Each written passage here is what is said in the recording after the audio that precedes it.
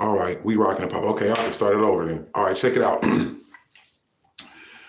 This story is about Lonnie Franklin, the Grim Sleeper, LA's first serial killer. Can y'all hear me now?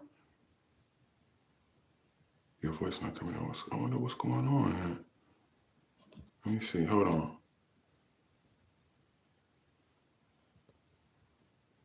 Oh, you can hear it? Okay, good. All right. So, growing up as a kid, I grew up on a street named Figueroa. Now, for those who don't know about Figueroa, if you're from LA, you definitely know about this street called Figueroa. Figueroa was a prostitution blade. Thanks for letting me know that too. I appreciate the love too. One love. Y'all hit that subscribe and that like button, man. I'm almost at moderation time. I'm almost there. So anyway, like I said, I grew up on Figueroa. Figueroa was a prostitution street.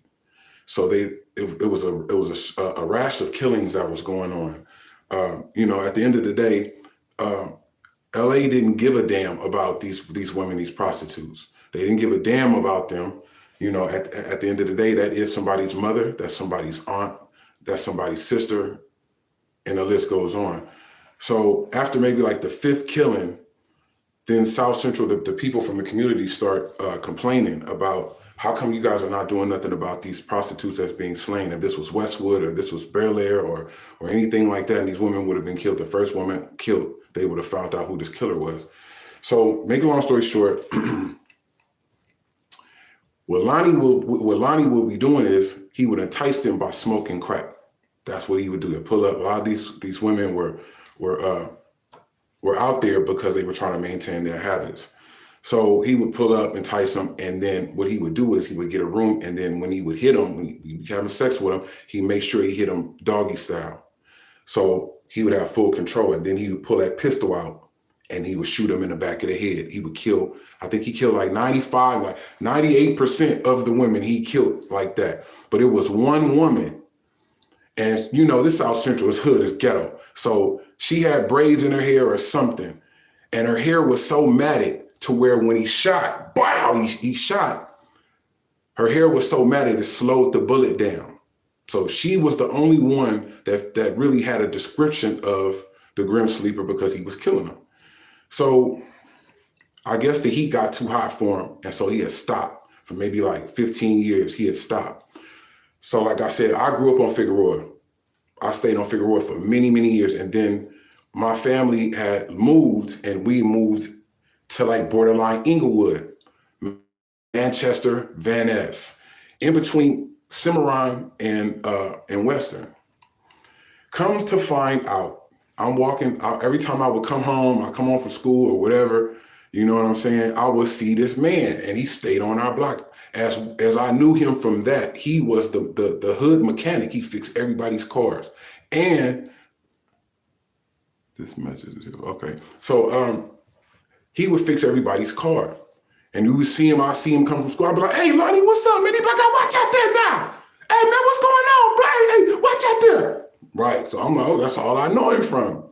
And he would know every time something would happen in the neighborhood, the police or whatever, he would know exactly what the fuck happened. So still not thinking, it's far from everybody's mind. He had stopped killing for about 15, 20 years. And then he started back. This nigga started back killing, right? So, like I said, the one woman only had the description of the Grim Sleeper. So they was on him, they was watching him.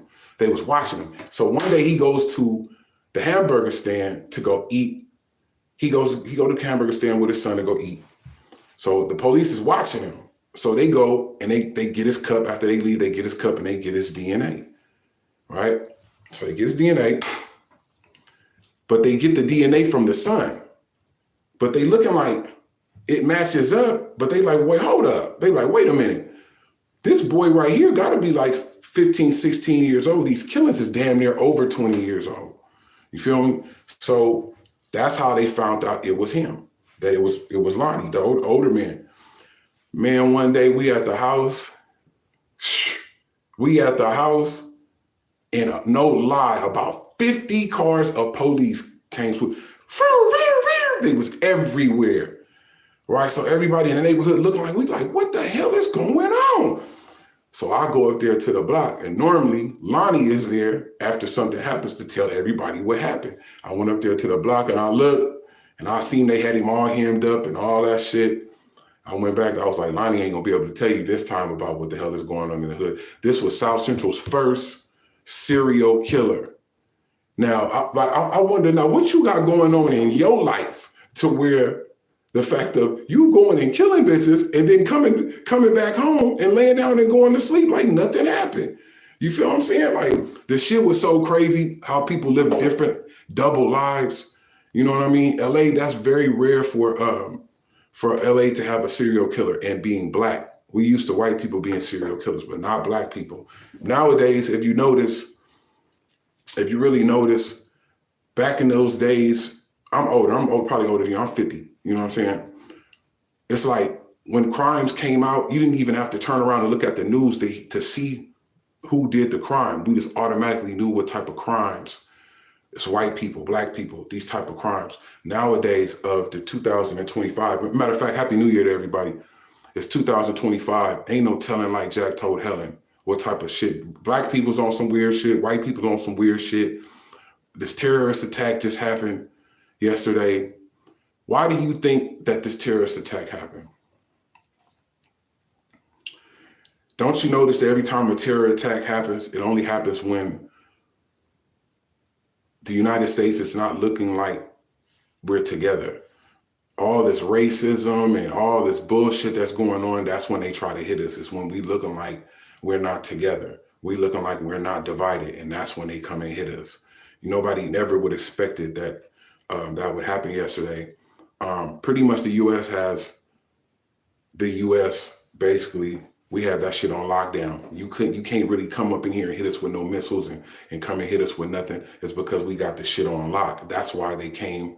They like, we're gonna go get a plane with all the jet fuel in it that's like a bomb and it's running into the buildings. That's the only way they can get it off. They can't do it no more. But still in all, when we looking like we not together, that's where this shit happens.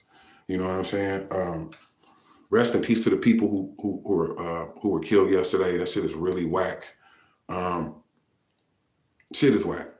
You know what I mean? Start the loving and stop the hating. You know what I'm saying? It's later than what you think. Hit that subscribe and that like button. Let's get off that bullshit. Let's get together for real. Let's not fake the funk. Let's really get together. Ain't nothing wrong with it. You know what I'm saying? Ain't nothing wrong. And just because a person is pro-black doesn't mean that they're anti-white.